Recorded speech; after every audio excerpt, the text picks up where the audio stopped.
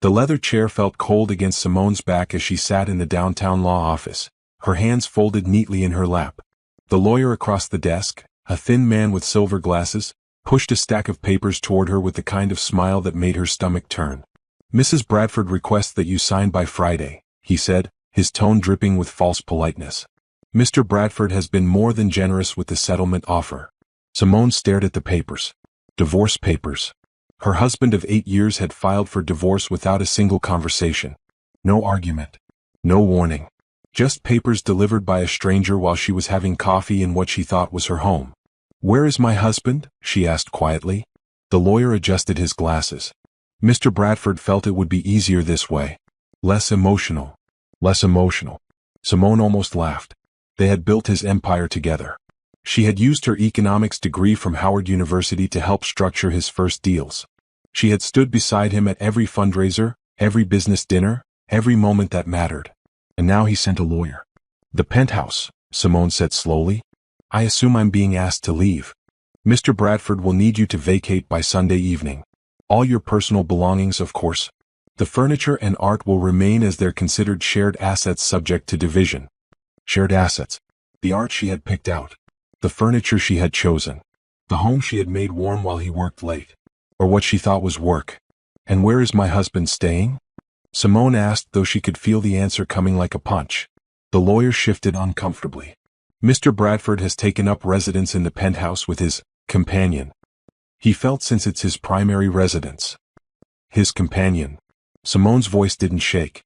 She wouldn't give this man that satisfaction. "You mean Natasha?" The lawyer didn't answer. He didn't have to. Everyone knew about Natasha. The 25-year-old marketing consultant, who had joined Bradford's company 6 months ago. Simone had met her at the company holiday party, had shaken her hand, had smiled while Natasha looked at her with something like pity. Now Natasha was sleeping in her bed. "The settlement offers you the Connecticut house and a one-time payment of $2 million. Given that you signed a prenuptial agreement, Mr. Bradford feels this is exceptionally fair." $2 million. Bradford's company was worth over $300 million. She had helped build it from $30 million when they married. And he was offering her less than 1%. Simone reached into her purse and pulled out her phone. Her hand was steady as she opened the voice recording app and set it on the desk. "What are you doing?" the lawyer asked, his smug smile fading. "I'm recording this meeting. I want to make sure I understand everything clearly.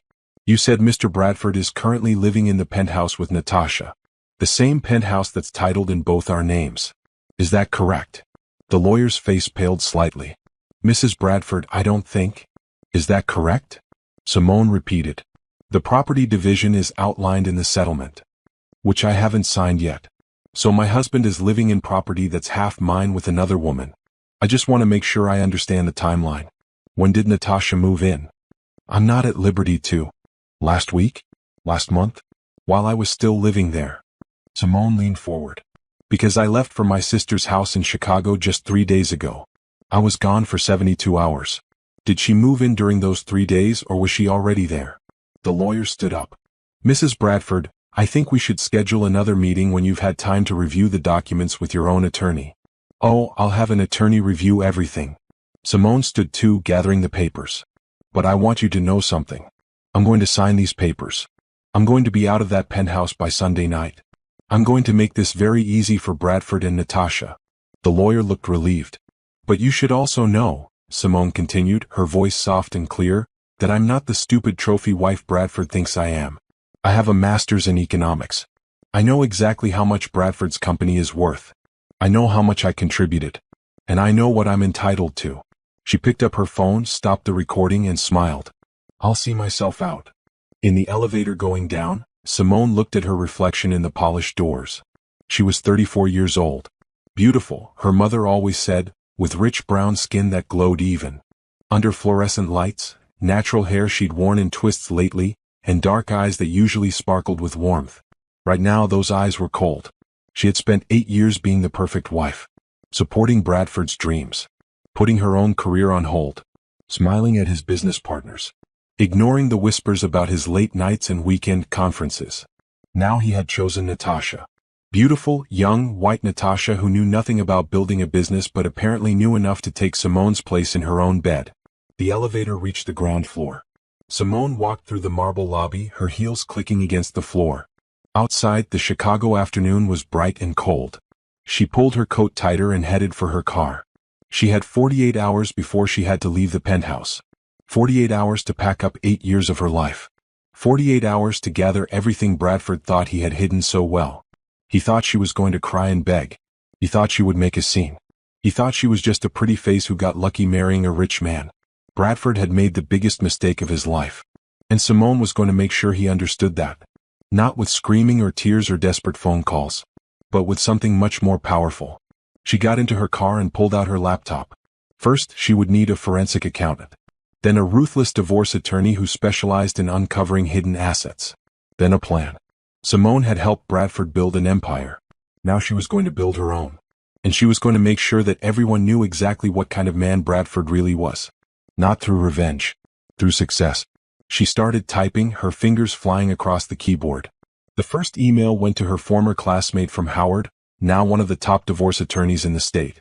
The second went to a private investigator she'd researched months ago, when she first suspected Bradford's affairs. Because Simone hadn't been blind. She'd just been strategic. Waiting for the right moment. Gathering information. Planning her exit. Bradford thought he was abandoning her. He had no idea she was about to disappear on her own terms. And when she resurfaced, it would be as someone he couldn't touch. Someone he couldn't control. Someone he would desperately wish he'd never let go. The sun was setting as Simone drove back to the penthouse one last time. She had work to do. Files to copy. Evidence to secure. A future to build. And Bradford and Natasha had no idea what was coming. Simone let herself into the penthouse at midnight. She'd waited until she was sure Bradford and Natasha would be asleep. The place she'd called home for 5 years felt different now. Foreign. Like someone else's space. Because it was. Natasha's perfume hung in the air. Her jacket was thrown over the back of the couch Simone had picked out.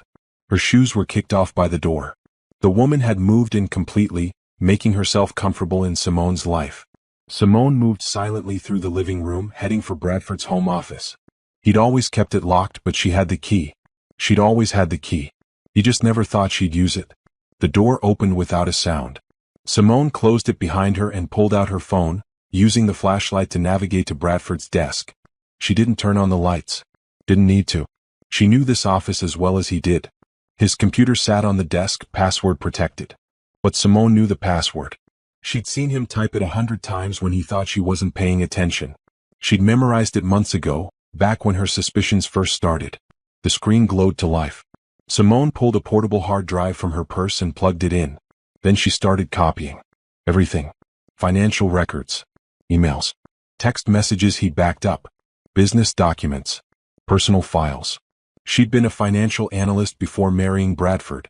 She knew what to look for. And as the files transferred, she opened his email and started reading. What she found made her hands shake. Not from sadness. From anger. Bradford hadn't just been having an affair with Natasha. He'd been systematically hiding assets. Moving money into offshore accounts. Falsifying business records. Creating shell companies that existed only on paper. He'd been preparing for a divorce for over a year, making sure he could claim the company was worth less than it actually was. He'd been planning to cheat her long before he'd moved Natasha in. Simone took screenshots of everything. She found emails between Bradford and his accountant discussing how to minimize exposure in a divorce. She found texts between Bradford and Natasha laughing about how the wife had no idea what was coming. She found proof that Bradford had been moving money out of their joint accounts slowly, in amounts small enough that Simone wouldn't notice. Except she had noticed. She'd been watching. Waiting. The hard drive showed 80% complete. Simone opened Bradford's desk drawers, photographing documents. She found a folder labeled Divorce Strategy and nearly laughed. Inside were notes from his lawyer about how to present the company's value as minimal. How to claim business debts that didn't exist. How to make it look like they were barely breaking even when they'd made $16 million in profit last year alone. Her phone buzzed. A text from her attorney. Did you get in? Simone typed back quickly. Yes. It's worse than we thought. He's been planning this for over a year. Copy everything. I'll have the forensic accountant ready. The hard drive finished. Simone unplugged it and slipped it back into her purse. Then she moved to Bradford's filing cabinet. She knew the combination. She'd organized these files herself 2 years ago. Inside were the original contracts for Bradford's company, partnership agreements, stock certificates, real estate deeds, insurance policies, everything Bradford thought was safely hidden away. Simone pulled out her phone and started photographing. Every page, every document, every piece of paper that proved what Bradford really owned. She found their prenuptial agreement. The one Bradford's lawyer had pressured her to sign the week before their wedding. The one that said she was entitled to almost nothing if they divorced. But Simone noticed something now that she hadn't seen 8 years ago, when she'd been young and in love and trusting. There was a clause. A small paragraph on page 7. It said that if Bradford was proven to have committed fraud during the marriage, the prenup could be voided. Fraud. Like hiding assets in a divorce. Like moving money to avoid fair division of property. Simone took extra photos of that page. She moved through the office methodically. Bradford's safe was behind a painting on the wall. She'd watched him open it countless times. The combination was their wedding anniversary. He'd always thought that was romantic. Inside the safe were deeds to properties Simone didn't even know they owned. A beach house in Florida. A cabin in Colorado. An apartment in New York City. All titled in Bradford's name alone, purchased during their marriage with what should have been joint funds. More evidence. More proof. More ammunition. Simone photographed everything. Her phone's memory was filling up, but she didn't stop. She uploaded photos to a secure cloud account her attorney had set up. Everything backed up. Everything protected. A sound from the hallway made her freeze. Footsteps. Bradford's footsteps. She'd lived with him long enough to recognize his walk. Simone quickly closed the safe and rehung the painting. She shut down the computer and slipped behind the door just as the handle turned. Bradford walked in wearing only pajama pants. He flipped on the light, squinting in the sudden brightness. He walked to his desk, muttering under his breath, and grabbed his phone charger. Simone barely breathed. She was pressed against the wall behind the open door, invisible as long as Bradford didn't close it. Her heart hammered, but she stayed perfectly still. Bradford grabbed the charger and started to leave. Then he paused, looked around the office. His eyes swept the room like he sensed something was wrong. Simone's hand tightened on her phone. If he found her, she'd say she came to get something. A book. A file. Something innocent.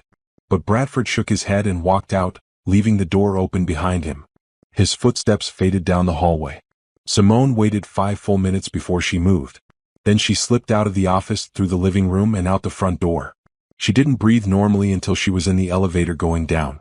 Back in her car, Simone pulled out the hard drive in her phone. She had everything. Bank records proving Bradford had hidden over $30 million. Emails proving he'd planned to cheat her in the divorce. Documents proving fraud. Evidence that would blow up his neat little settlement offer. She started the car and drove to her attorney's house. It was 2 in the morning, but this couldn't wait. Her attorney, Patricia, answered the door in a robe. She took one look at Simone's face and stepped aside. "Come in." They spent the next 4 hours going through everything. Patricia's eyes grew wider with each document. "This is incredible," she said finally. "He's committed fraud on multiple levels. The prenup won't hold up.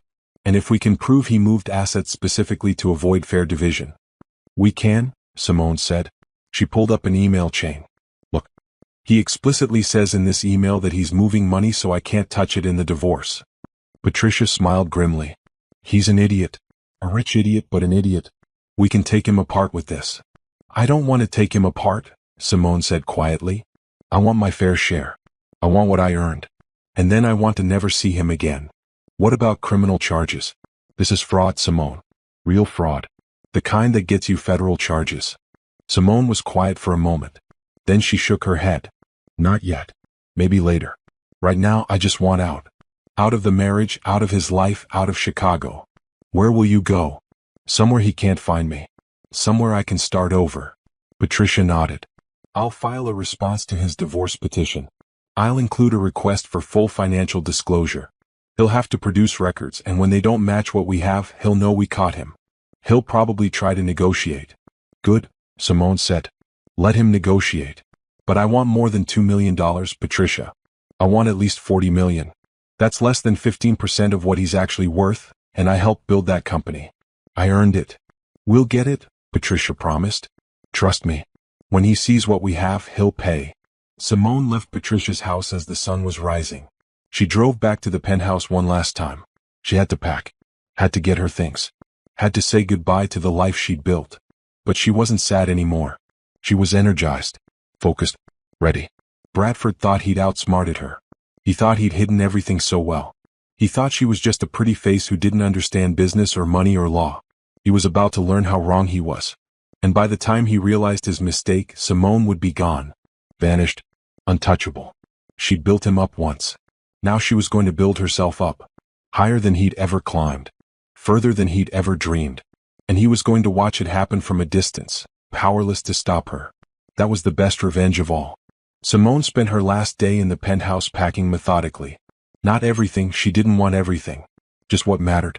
Her clothes. Her books. Her grandmother's jewelry. Photos from before Bradford. Pieces of herself that had nothing to do with him. She left the designer bags he'd bought her. The expensive dresses she'd worn to his business dinners. The jewelry he'd given her on anniversaries while probably thinking about someone else. Let Natasha have it all. Let her think she'd won. Bradford wasn't home.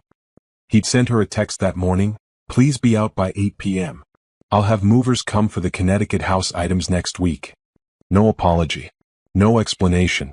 Just instructions. Like she was staff being dismissed. Simone didn't respond. She just packed. Patricia called at noon. We filed the response. Bradford's attorney called me screaming within an hour. Apparently Bradford is very upset that we're requesting full financial disclosure.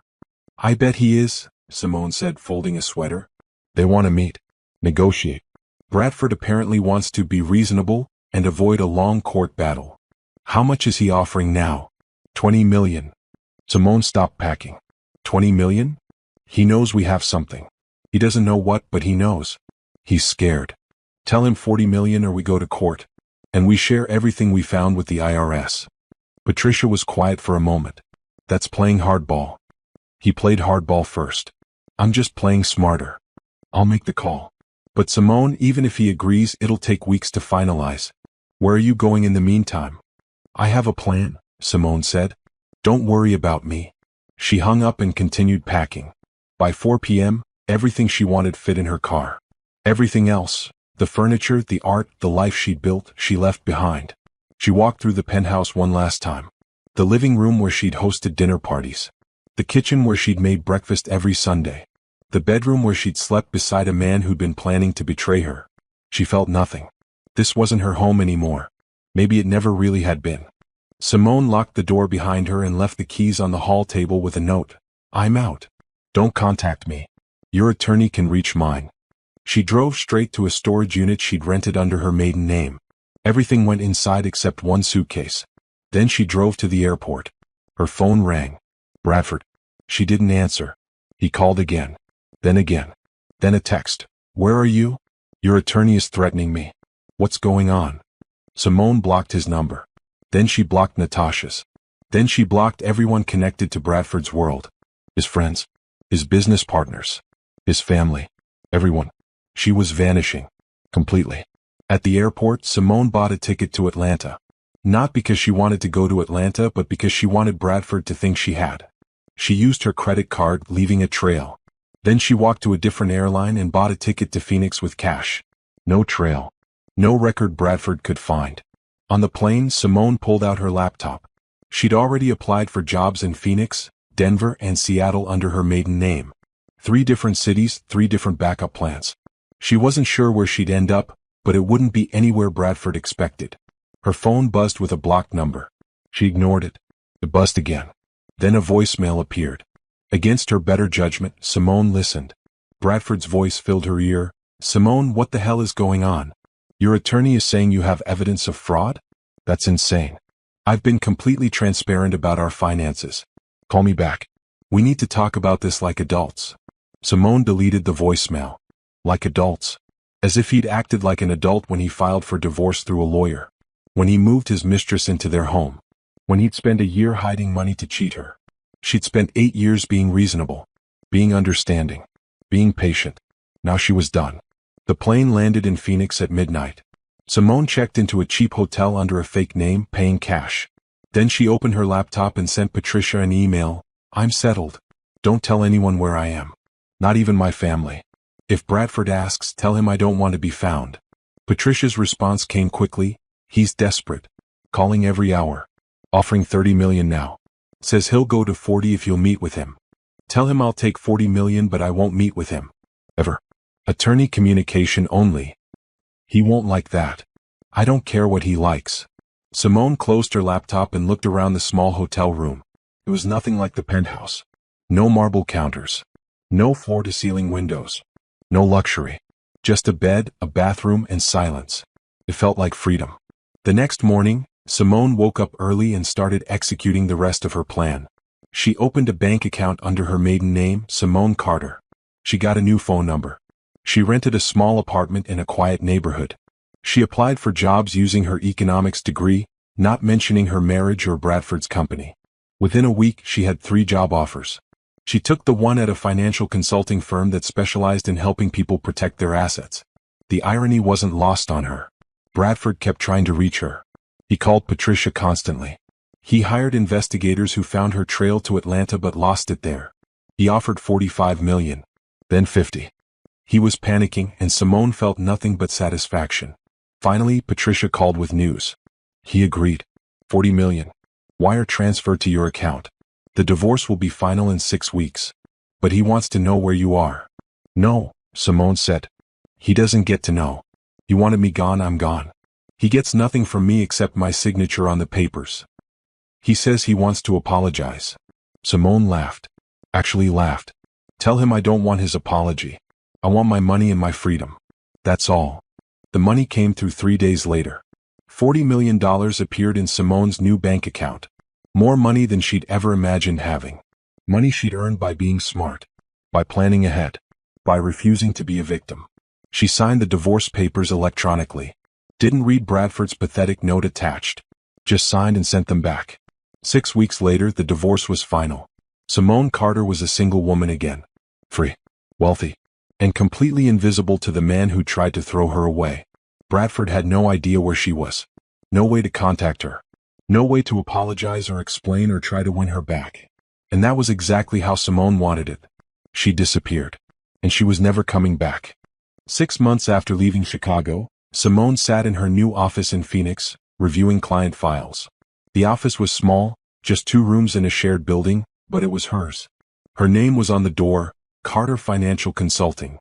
She'd started the business 3 months ago with 10 million of her divorce settlement. The rest was invested safely, growing while she built something new. Something that mattered. Her specialty was helping women protect their assets in divorce. Women who were going through what she'd gone through. Women whose husbands were hiding money, lying about business values, trying to cheat them out of what they'd earned. Simone knew every trick, every loophole, every lie, because she'd lived it. Her first client had been a woman named Nicole, whose husband owned a chain of restaurants. He claimed the business was failing, claimed they were in debt, claimed she'd be lucky to get $50,000. Simone had taken one look at the financials and laughed. He's hiding at least 2 million, she told Nicole. Here, here, and here. She'd pointed to inconsistencies in the tax returns. False business expenses.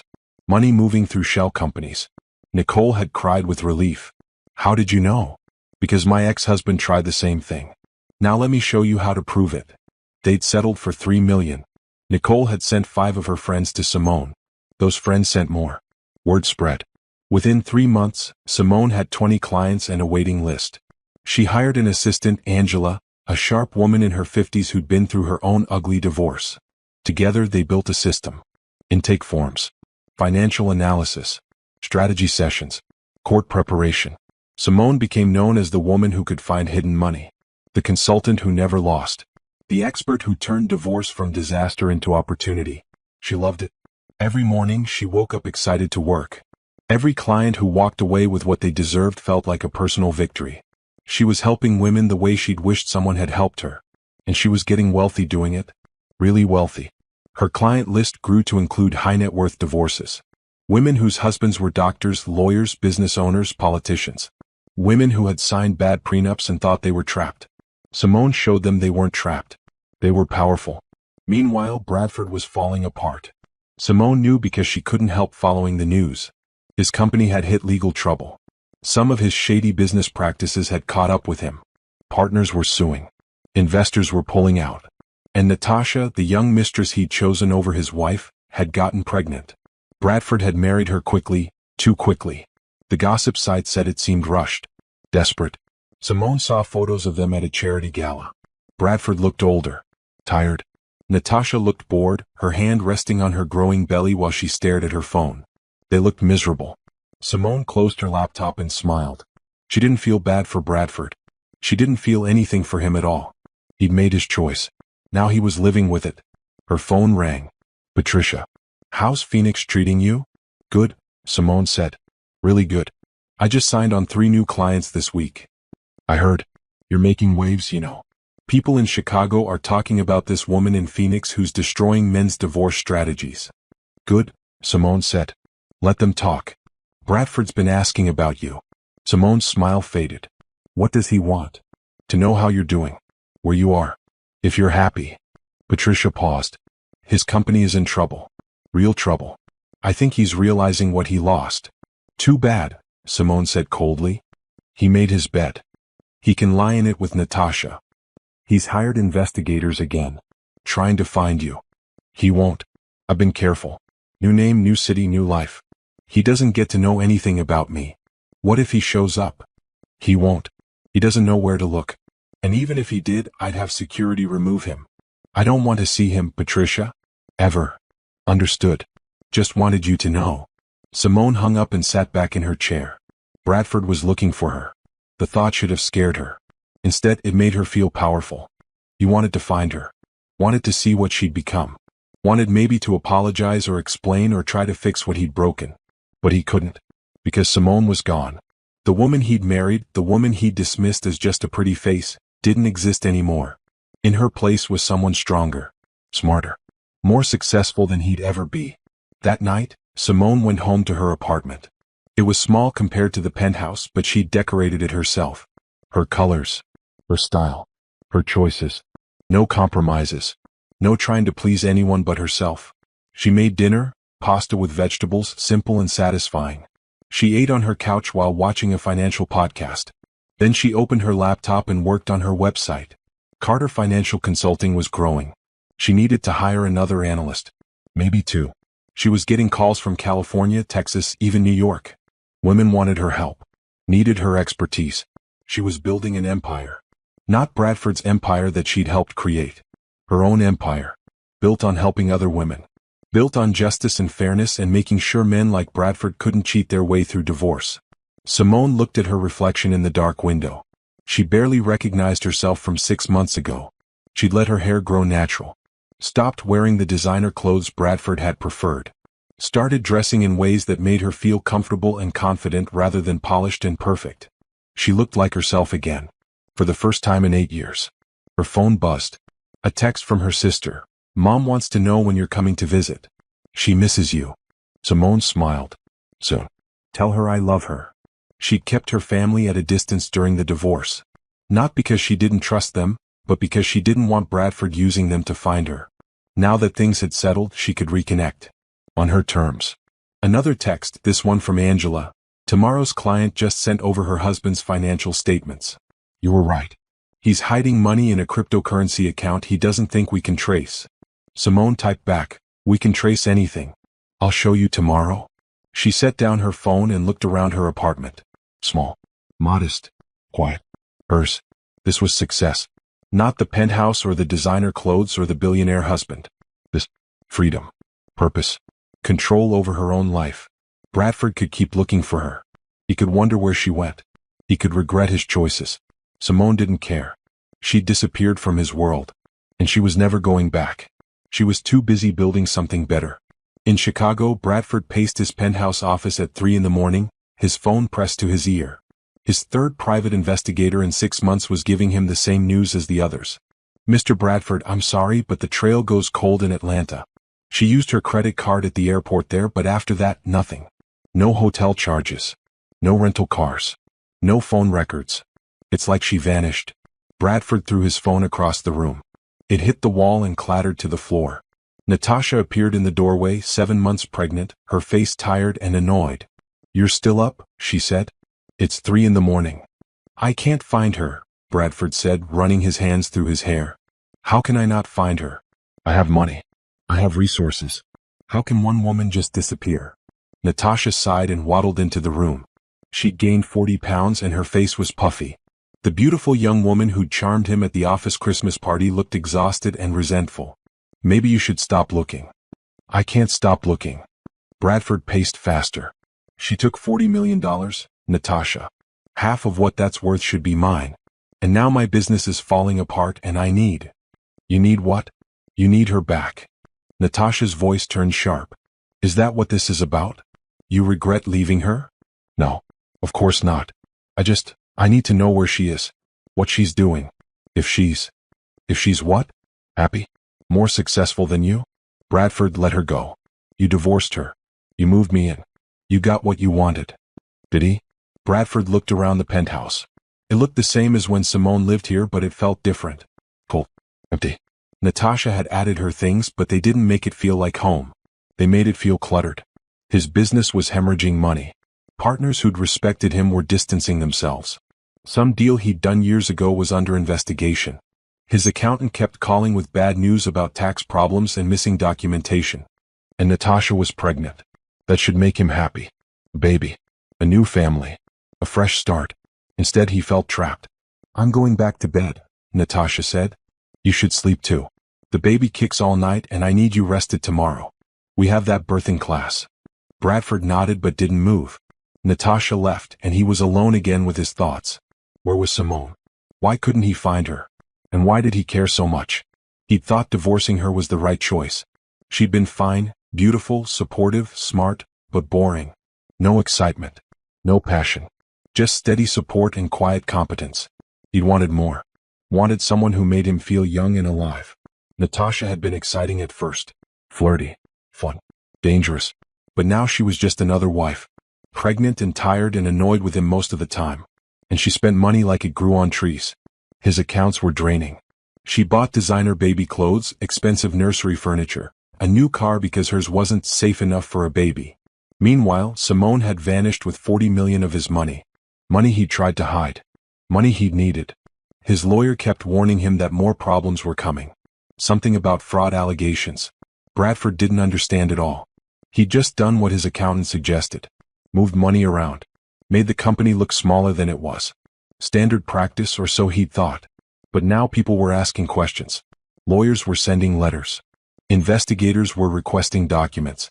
And he couldn't focus on any of it because he was obsessed with finding his ex-wife. Bradford's phone rang. He picked it up from where he'd thrown it, expecting another investigator. Instead, it was a number he didn't recognize. Hello? Mr. Bradford? This is Detective Chin from the Chicago Police Department. We need to talk to you about some financial irregularities that have come to our attention. Bradford's blood ran cold. What kind of irregularities? I think it's better if we discuss this in person. Can you come to the station tomorrow at 9 a.m.? I need to speak with my lawyer first. That's your right. But Mr. Bradford, I'd advise you to take this seriously. These are federal charges we're looking at. The detective hung up. Bradford stood frozen, staring at his phone. Federal charges. What federal charges? He called his lawyer at 3 a.m, waking him up. They talked for 2 hours. His lawyer's words kept circling in Bradford's head. If they can prove you hid assets to commit fraud, you're looking at serious prison time. Prison. Bradford couldn't go to prison. He had a baby on the way. A company to run. A life to live. By the time the sun came up, Bradford was exhausted and terrified. Natasha found him still in his office, staring at the wall. Did you sleep at all? She asked. I'm in trouble, Bradford said quietly. Real trouble. What kind of trouble? The kind that might send me to prison. Natasha's face went pale. What? Bradford explained. The hidden money. The shell companies. The fraud allegations. Natasha listened, her hand on her belly, her expression shifting from shock to angry. You told me the divorce was clean, she finally said. You told me everything was handled properly. I thought it was. But it wasn't. And now we're having a baby and you might go to prison? Natasha's voice rose. Bradford, what were you thinking? I was thinking I wanted to keep what was mine. Bradford shouted back. I built that company. Simone didn't deserve half. Simone was your wife. She helped you build it. Natasha was crying now. I've seen the photos, Bradford. I've heard the stories. She was brilliant. Everyone says so. And you threw her away like garbage and lied about money, and now it's all falling apart. I didn't throw her away. I wanted something different. You wanted me, Natasha said bitterly. And now you're stuck with me and a baby and federal charges. Congratulations. You got exactly what you wanted. She left the office. Bradford heard her crying in the bedroom. He should go comfort her. Should apologize. Should do something. Instead, he pulled out his laptop and searched for Simone one more time. He knew it was pointless. He'd looked 1,000 times. But he couldn't stop. He found nothing. Just the same old photos from when they were married. Smiling pictures at charity galas and business dinners. Simone looking beautiful in designer gowns, her arm linked through his, her smile genuine and warm. He'd had everything. And he'd thrown it away for excitement. For youth. For Natasha. Now Simone was gone. His business was crumbling. His new wife resented him. And he might be going to prison. Bradford closed his laptop and put his head in his hands. For the first time since filing for divorce, he let himself cry. What had he done? Simone stood on stage at the National Women's Financial Summit in Dallas, facing an audience of 300 women. She wore a sharp blue suit, her natural hair styled in an elegant updo, her makeup minimal but perfect. She looked confident. Powerful. Nothing like the woman who'd sat in a lawyer's office a year ago being handed divorce papers. I want to tell you about a client, Simone said, her voice carrying through the conference hall. Let's call her Jennifer. Jennifer's husband was a successful surgeon. They'd been married 20 years. She'd put him through medical school, raised 3 kids, managed his practice during the early years. And when he filed for divorce, his lawyer offered her $50,000 a year in alimony and nothing else. The audience murmured angrily. Jennifer's husband claimed he had debts, claimed the practice was struggling, claimed she wasn't entitled to anything because she didn't work outside the home. Simone paused. But I looked at his financials. And you know what I found? The audience leaned forward. He'd purchased 3 rental properties in his brother's name. He'd opened a separate medical practice under an LLC that didn't show up in his personal assets. He'd been moving money for 5 years, preparing for a divorce Jennifer didn't even know was coming. Simone smiled. By the time we were done, Jennifer walked away with $4 million and half ownership of the rental properties. The audience erupted in applause. Simone waited for it to die down before continuing. That's what I do. I find what men hide. I prove what they lie about. And I make sure women get what they've earned. She looked out at the sea of faces. Because divorce isn't about revenge. It's about justice. More applause. After her speech, women lined up to talk to her. To ask questions. To thank her. To hire her. Simone's business had exploded in the past 6 months. She'd hired 5 analysts, opened an office in Dallas, and was planning a 3rd location in Los Angeles. Her client list included CEOs, doctors, lawyers, and women married to men worth hundreds of millions. She'd become nationally known. Articles about her appeared in business magazines. She'd been interviewed on financial podcasts. She'd written an op-ed for a major newspaper about protecting assets in marriage. Carter Financial Consulting was becoming a household name. And Simone was becoming wealthy. Really wealthy. Her own investments had tripled. She'd started a foundation to help low-income women afford legal representation in divorce. She'd bought a beautiful house in the Phoenix Hills with a view of the mountains. She was living the life she'd always dreamed of. Not as someone's wife. As herself. Her phone buzzed during a break in the conference. Patricia. Simone stepped into the hallway to take the call. I have news, Patricia said. Bradford's being investigated by the FBI. Simone froze. What? Remember all that evidence you gave me? The hidden accounts, the fraud, the shell companies? Someone gave it to federal investigators. They're building a case. Who gave it to them? I don't know. But Simone, they're calling it one of the biggest divorce fraud cases in Illinois history. If they can prove he deliberately hid assets to cheat you, he's looking at prison time. Simone was quiet for a moment. She should feel triumphant. Vindicated. Happy that Bradford was facing consequences. Instead, she felt nothing. Bradford's legal problems weren't her concern anymore. She'd moved on. Built something new. She didn't need him to suffer. She just needed him to be irrelevant. Thanks for letting me know, Simone said. But Patricia, I don't want to be involved. If investigators call, tell them I'll cooperate if legally required. But I'm not pursuing this. I'm done with Bradford. Understood. But Simone, you should know he's desperate. His company is failing. His marriage is a mess. And now this. He's apparently been trying even harder to find you. He won't find me. I've been careful. I know. Just wanted you to be aware.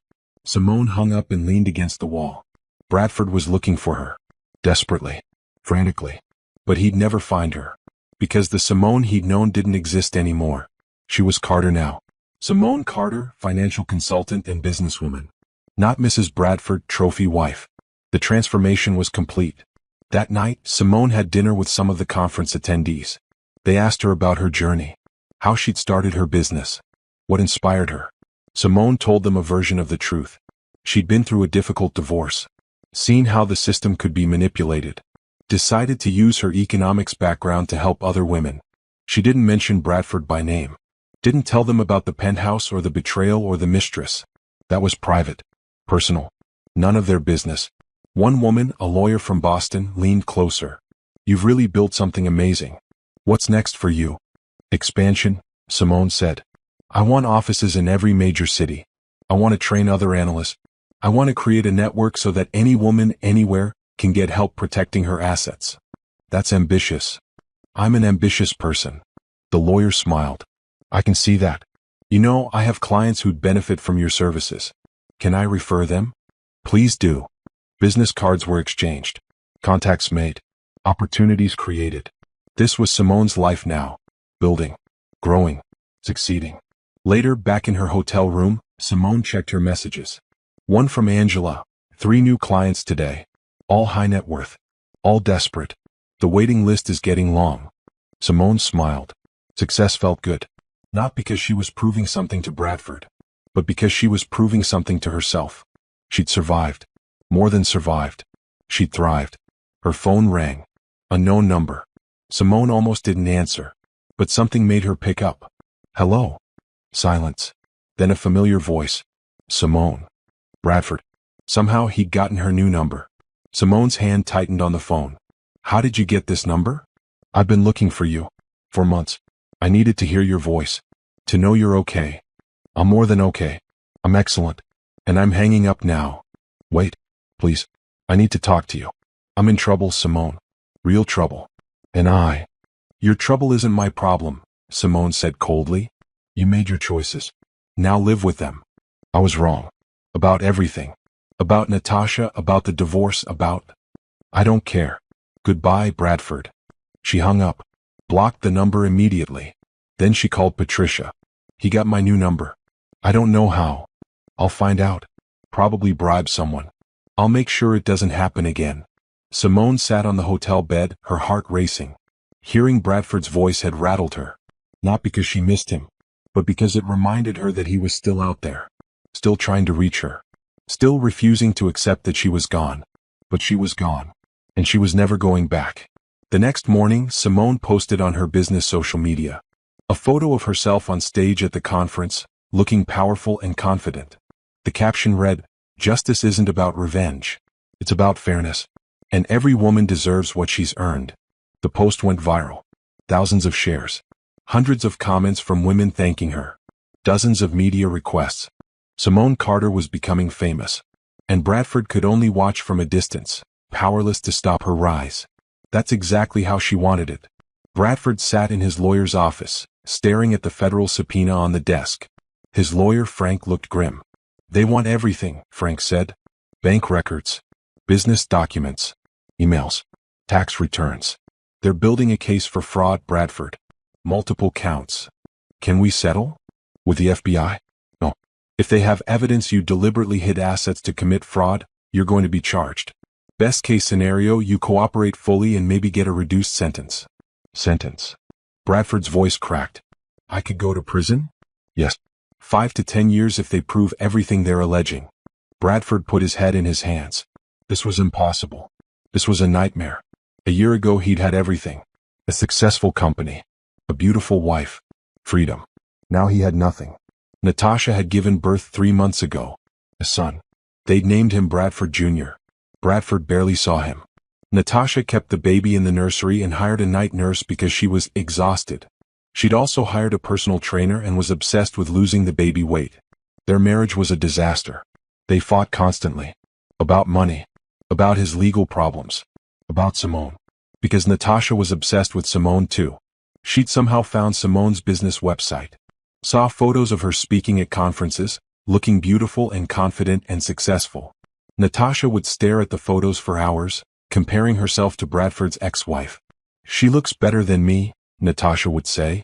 "She's more successful than both of us. Why did you even leave her?" Bradford didn't have an answer.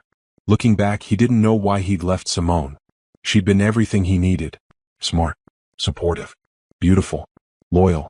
And he'd thrown her away for excitement that lasted about 3 months. Now Simone was thriving. And Bradford was drowning. His phone rang. Frank glanced at the number. "That's the FBI. You need to answer." Bradford took the call. An agent named Rodriguez explained that they were executing a search warrant on his office and home. They'd be there in 2 hours. Bradford should cooperate fully. When the call ended, Bradford sat in stunned silence. "They're raiding my home? With Natasha and the baby there? You should call and warn her." Bradford called. Natasha screamed at him for 10 minutes. Then she called a divorce attorney. By the time the FBI arrived at the penthouse, Natasha had already moved out, taking the baby to her mother's house.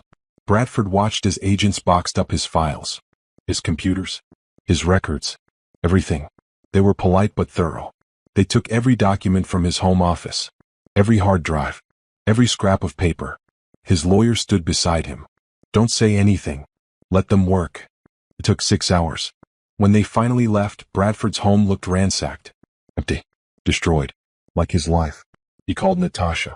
She didn't answer. He called again. Finally, she texted, "My lawyer will be in touch. I want a divorce. I'm not going down with you." Bradford stared at the text. His second wife was leaving him. Just like he'd left his first wife. The irony was almost funny. Almost. The media got wind of the FBI raid. By the next morning, it was all over the news. Chicago billionaire under investigation for fraud. Photos of Bradford's penthouse with FBI agents carrying boxes. Speculation about how much money he'd hidden. Questions about his business practices. His company's stock dropped 40%. Partners called emergency meetings. Investors demanded answers. Clients started canceling contracts. Bradford's empire was collapsing. Everything he'd built. Everything he'd sacrificed Simone for. Gone. And Simone herself? She was on the news too. But not because of him. She was being interviewed about financial fraud in divorce cases, about protecting assets, about empowering women. She looked radiant. Happy. Free. The interviewer asked her, "You've become an expert in uncovering financial fraud in divorce. Have you experienced this personally?" Simone smiled. "I went through a difficult divorce. I saw how the system could be manipulated. That experience taught me what to look for and how to help other women." "Would you say your ex-husband's behavior inspired your career?" "I'd say his behavior taught me that women need to be smart about protecting themselves. Not every man is dishonest, but every woman should be prepared." She didn't mention Bradford by name. Didn't give any details. But people connected the dots. Online forums started speculating. Was Simone's ex, the Chicago billionaire, being investigated? The timelines matched. The fraud allegations matched. The story went viral. Wronged wife becomes financial fraud expert while ex faces prison. Headlines that made Bradford look like a villain and Simone like a hero. Bradford watched it all from his empty penthouse. Natasha was gone. The baby was gone. His company was failing. His legal bills were mounting. And Simone was everywhere, succeeding, thriving, winning. He'd lost everything. And she'd gained everything. His phone rang. "Frank, they're officially charging you. Multiple counts of fraud. Tax evasion. Falsifying business records. Bradford, you need to prepare yourself. This is serious." "How serious?" 20 years if they prove everything. Maybe 15 with a plea deal. Bradford hung up and walked to the window. Chicago stretched out below him. The city where he'd built his empire. The city where he'd destroyed his life. He thought about calling Simone. Begging her to help him. But what could she do? And why would she? He'd betrayed her. Humiliated her. Tried to cheat her out of millions. She owed him nothing. Another text from Natasha's lawyer. She was demanding full custody of the baby. Demanding spousal support. Demanding everything. Just like he tried to take everything from Simone. Bradford laughed. Actually laughed. The universe had a sense of humor after all. He tried to destroy Simone. Instead, he destroyed himself. And Simone? She'd built an empire from his ashes. Simone stood in her new Los Angeles office, looking out at the city skyline. The space was beautiful, modern, bright, with floor-to-ceiling windows and sleek furniture. Her third office in 18 months. The expansion was happening faster than she'd planned. Angela walked in with a tablet. The app is ready to launch. Tech team says everything's tested and working perfectly. The app. Simone's next big project. A tool that would help women track their finances, identify red flags in their partner's spending, and connect with financial advisors and lawyers. She'd invested $2 million in development. The tech press was already buzzing about it. What are we calling it? Angela asked. Safeguard, Simone said. Because that's what it does. It safeguards women's financial futures. I love it. Press release goes out tomorrow. Launch is next week. Simone nodded. She was nervous. The app was ambitious. If it succeeded, it would revolutionize how women approached financial security in relationships. If it failed, she'd lose millions. But Simone had learned to trust her instincts. And her instincts said this was important. The launch happened on a Monday morning. Within hours, Safeguard had 10,000 downloads. By evening, 50,000. By the end of the week, 500,000. The app went viral. Women shared it on social media. News outlets covered it. Financial experts praised it. Simone was everywhere, on morning shows, in podcasts, in magazines. And she couldn't hide anymore. The press found out who she was. Found out about Bradford. Found out about the divorce and the fraud investigation and everything. Headlines screamed, "Billionaire's ex-wife builds empire while he faces prison." Photos of Simone appeared everywhere. Not old photos from her marriage. New photos. Simone at conferences. Simone in her offices. Simone looking powerful and successful and happy. And Bradford saw all of it. He called her. She didn't answer. He emailed. She blocked him. He showed up at her Phoenix office. Security stopped him at the entrance. Simone watched from her office window as Bradford argued with the guard, gesturing frantically. She picked up her phone and called security. "Let him make a scene," she said calmly. "Then call the police if he won't leave. I don't want to talk to him." Bradford left before the police arrived. But that night, he sent an email to her business account. Simone almost deleted it, but curiosity made her open it. "Simone, I know you don't want to hear from me. I know I don't deserve your time. But I'm asking anyway. I'm begging. I've lost everything. My company is gone. Natasha left me. I barely see my son. I'm facing 20 years in prison. I was wrong. About everything. I should never have left you. Should never have lied about our money. Should never have chosen Natasha. You were the best thing in my life and I threw you away. I'm not asking you to take me back. I know that's impossible. I just want you to know I'm sorry. I'm so incredibly sorry. And I want you to know I'm proud of you. What you built is amazing. You're amazing.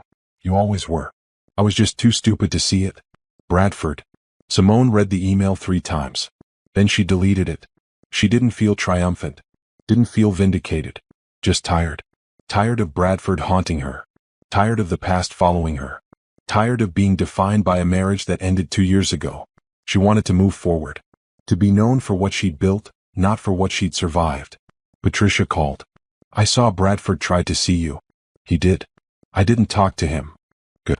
But Simone, you should know, the FBI wants you to testify. They're building their case against him and they want you to explain the evidence you provided." Simone was quiet. She'd known this was coming. She'd given Patricia the evidence and Patricia had given it to investigators. Simone had wanted justice. Now justice was coming and she'd have to face Bradford in court. "When?" she asked. "Trial starts in 3 months. Your testimony would probably be late in the trial.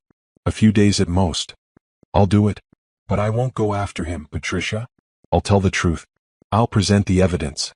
But I won't be vindictive. That's all they need. The truth." Simone hung up and went back to work. She had a client meeting in an hour. A woman whose husband was hiding money in offshore accounts. Simone would find it. She always did. This was her life now. Helping women. Building her business. Making a difference. Bradford was her past. And she was done living in the past. That night, Simone's phone buzzed with a news alert. Bradford's company had officially filed for bankruptcy. The article included a photo of him leaving his lawyer's office, looking haggard and defeated. He'd lost weight. His suit hung loose. He looked nothing like the confident billionaire who'd handed her divorce papers 2 years ago. Simone felt a pang of something. Not sympathy. Not satisfaction. Just sadness. Sadness that their marriage had ended this way. Sadness that Bradford had destroyed his life for nothing. But she couldn't fix him. Couldn't save him. Couldn't help him even if she wanted to. He'd made his choices. Now he was living with them. And Simone? She was living with hers. And her choices had led to success, happiness, and freedom. She'd won. Not because Bradford had lost, but because she'd built something meaningful. Something that mattered. Something that helped people. That was the best revenge of all. The courtroom was packed. Simone sat in the witness waiting area, wearing a simple navy dress and minimal jewelry. She'd been dreading this day for weeks. Seeing Bradford. Speaking in public about their marriage. Reliving the divorce. But it was necessary. Justice was necessary. Patricia sat beside her. You'll do great. Just tell the truth. That's all they need. How's he look? Simone asked. She hadn't seen Bradford yet. Didn't want to until she had to. Broken, Patricia said honestly. He's lost about 30 pounds. His lawyer says he's not doing well. Simone nodded. She didn't feel bad for him. But she didn't feel good either. This whole situation was just sad. The bailiff called her name.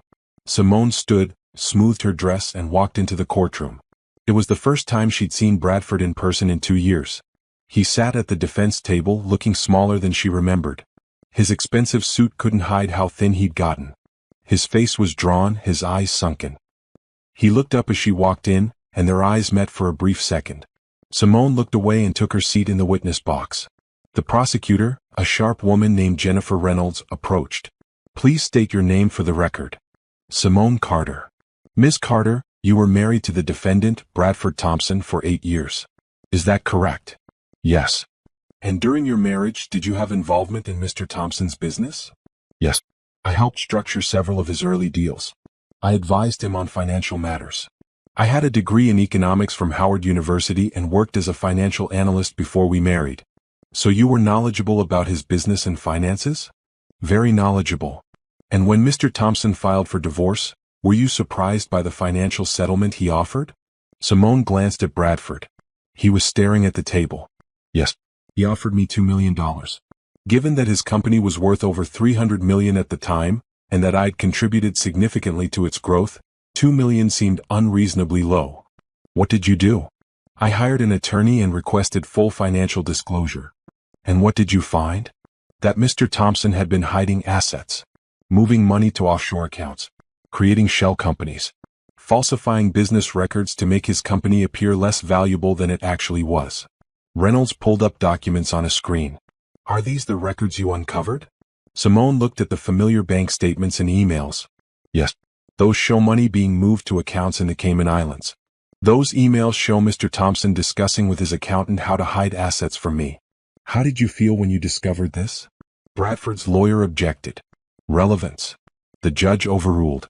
The witness may answer. Simone took a breath. I felt betrayed. Not just because of the affair, but because he was trying to steal from me. I'd helped build his company. I'd supported his career. And he was planning to cheat me out of what I'd earned. What did you do with this information? I gave it to my attorney. We used it to negotiate a fair settlement. $40 million. And did you also provide this information to federal investigators? My attorney did, yes. At my request. Why? Simone looked directly at Bradford. Because what he did wasn't just wrong morally. It was illegal. He committed fraud. And I believe people should face consequences for their actions. The cross-examination was brutal. Bradford's lawyer tried to make Simone look vindictive. Tried to suggest she'd only provided evidence out of spite. Tried to paint her as a scorned woman seeking revenge. But Simone stayed calm. Stayed factual. She didn't raise her voice. Didn't get defensive. Just told the truth. Isn't it true, Miss Carter, that you were angry about your husband's affair? Yes, I was hurt and angry. And isn't it true you wanted to punish him? No. I wanted what I'd earned. And I wanted him to be held accountable for breaking the law. You've built a successful business helping women in divorce. Hasn't Mr. Thompson's downfall been good for your career? Simone paused. Then she said calmly, Mr. Thompson's downfall has nothing to do with my career. I built my business by helping women protect their assets legally. His legal troubles are a result of his own choices. The lawyer kept pushing, but Simone didn't crack. She'd survived worse than aggressive questions. She'd survived losing everything and building it back. She wasn't going to be intimidated now. After 3 hours, the judge dismissed her. Simone walked out of the courtroom without looking back. Patricia met her in the hallway. "You were perfect," Patricia said. Calm, credible, honest. The jury believed every word. "Good," Simone said. "Because it was all true." They walked toward the exit. Behind them, Simone heard Bradford's voice. "Simone, please. Just 5 minutes." She kept walking. Didn't turn around. Didn't acknowledge him. "Simone." Bradford's voice broke. "I'm sorry. Please." Security stopped him from following her out of the courthouse. Simone got into her car and drove away without looking back. The trial lasted 3 more weeks. Simone didn't attend again. She followed the news coverage but stayed focused on her business, on moving forward, on living her life. The verdict came on a Thursday afternoon. Guilty on all counts. Fraud, tax evasion, falsifying business records. The judge sentenced Bradford to 12 years in federal prison. Simone was in a client meeting when she heard. Angela came in and whispered the news. Simone nodded and continued with her presentation. The client, a woman going through her own difficult divorce, had no idea that Simone had just heard her ex-husband was going to prison. After the meeting, Simone sat in her office alone. 12 years. Bradford would be 57 when he got out. His company was gone. His second wife had divorced him. His son would grow up without him. He'd destroyed everything for an affair that lasted less than a year.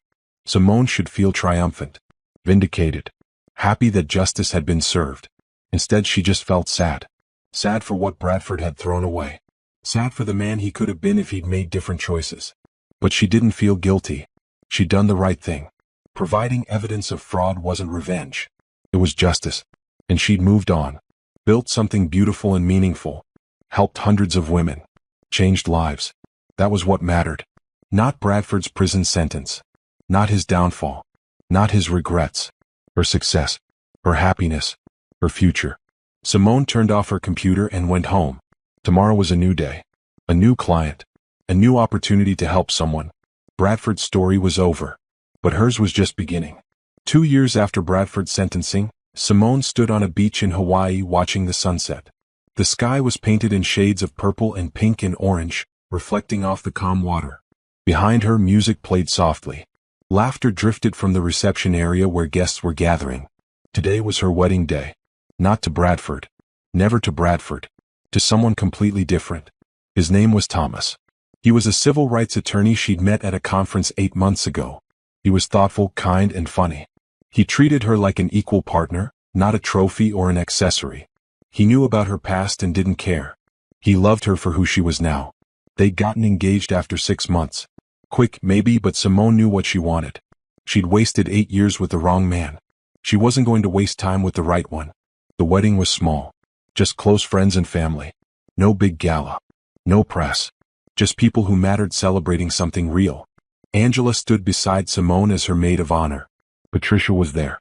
Her sister and parents. Her team from Carter Financial. People who'd supported her through the worst times and celebrated the best times. "Ready?" Angela asked, smoothing Simone's dress. It was simple and elegant, nothing like the elaborate gown she'd worn for her first wedding. "So ready," Simone said. The ceremony was beautiful. Thomas's vows made her cry.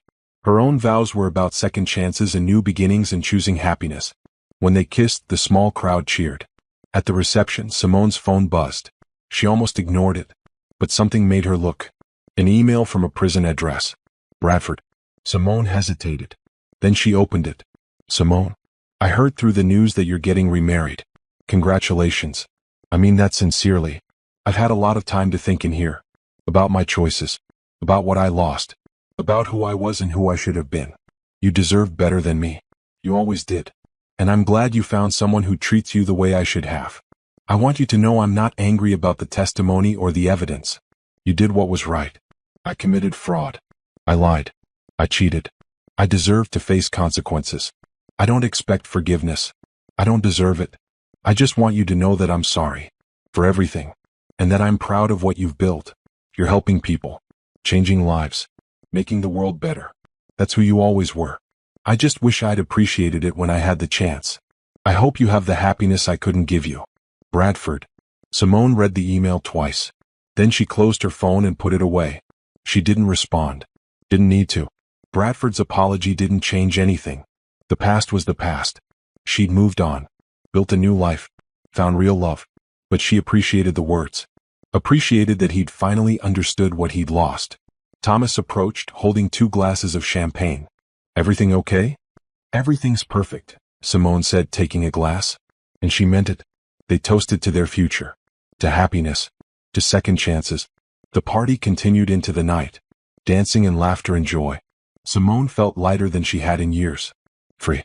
Happy. Love. Her business was thriving. She had offices in 10 cities now. The Safeguard app had 5 million users. She'd helped thousands of women protect themselves and their futures. She'd built something that mattered. And now she had love too. Real love. The kind that supported and uplifted instead of controlling and diminishing. Later, as they left the reception to head to their honeymoon suite, Thomas took her hand. "I love you, Mrs. Carter-Williams." Simone had kept her maiden name professionally but taken Thomas's name personally. A choice. Not something forced on her. A partnership, not a takeover. "I love you too," she said. In the suite, Simone looked out at the ocean. The moon reflected on the water, creating a path of light.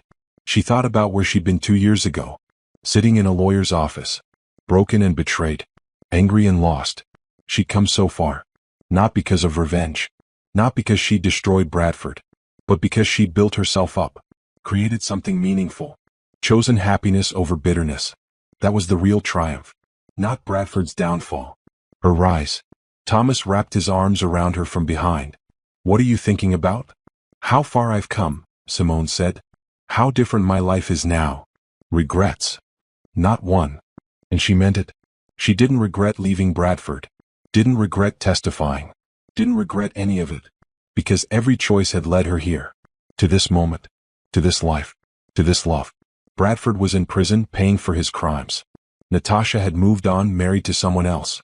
Their son was growing up without knowing his father. That was their story. Their consequences. Their path. Simone's path had led to success, happiness, and fulfillment. She'd helped hundreds of women. Built a business that changed lives. Found love that was real and healthy. She turned betrayal into purpose. Pain into power. Loss into gain. That was revenge. Not destruction. But success. The best revenge was living well. And Simone was living very well indeed. The next morning, as they flew to their honeymoon in Bora Bora, Simone opened her laptop one last time. She had a keynote speech to prepare. A new expansion plan to review. A foundation grant to approve. Her life was full. Rich. Meaningful. Thomas looked over. "Working on your honeymoon?" Simone smiled. "Just finishing up. Then I'm all yours." She sent her final emails, closed the laptop, and turned to her husband. The man who valued her intelligence as much as her beauty. Who supported her ambitions instead of feeling threatened. Who made her laugh and feel safe and loved. This was happiness. This was triumph. This was justice. Not because Bradford had lost. But because Simone had won. She'd won by choosing herself. By building a life she was proud of. By helping others. By refusing to be a victim. And as the plane flew over the ocean toward their honeymoon, Simone looked out the window and smiled. She'd left behind the penthouse, the billionaire husband, the fake perfect life. And she'd gained everything that really mattered. Freedom. Purpose. Love. Success. She disappeared from Bradford's world and built her own world. A world where she was in control. Where she made the rules. Where she defined success. That was the triumph. That was the revenge. That was the happy ending. And Simone had earned every bit of it.